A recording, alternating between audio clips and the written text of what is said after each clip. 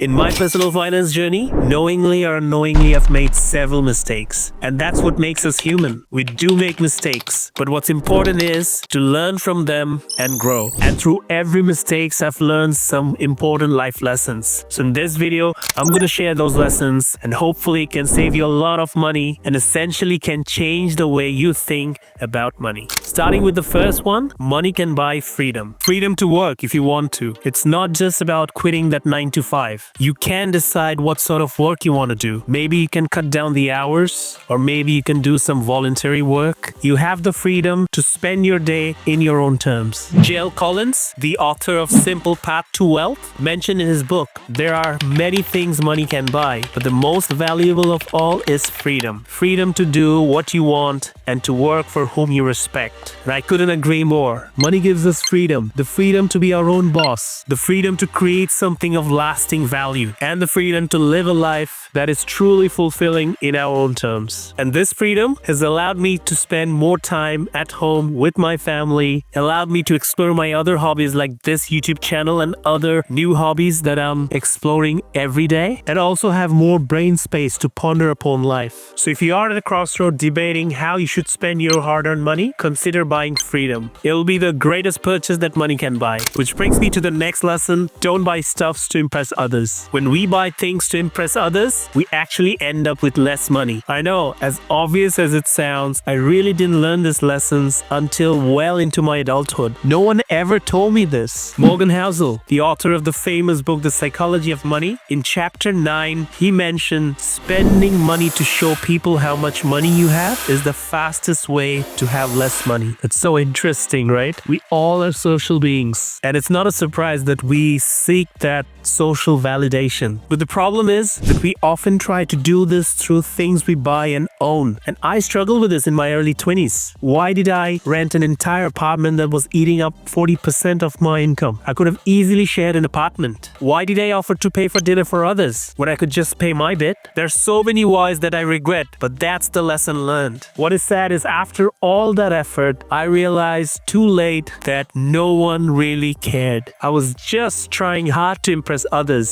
Such foolish of me. I mean, when was the last time you saw a random guy on the street driving a brand new car and you were impressed? Well, probably you were impressed with the car, but not that person. You know what I mean? So if you're going to spend money that's going to add value in your life. Never ever spend money to impress anyone. Because not only does no one care, but you end up piling all the bills. Alright, the next lesson is the continuation of the last one. That is willingly spend money on the things that we love. With a caveat, of course, as long as we are willing to ruthlessly cut back on the things that we don't. One of the major purpose of having money is so that we can buy the lifestyle that we want. So it really doesn't make any sense to spend our hard-earned money on the things just because they're on sale. Because every dollar we spend on silly things takes away from our ability to spend money on things we truly care for and love. For example, I love a good book, especially the hardcover ones, and traveling. But I could care less what I'm wearing on a daily basis. And you can probably tell, in all my YouTube videos, I keep on wearing the same shirts in rotation. So I spend extravagantly on books and traveling, but I cut back mercilessly when it comes to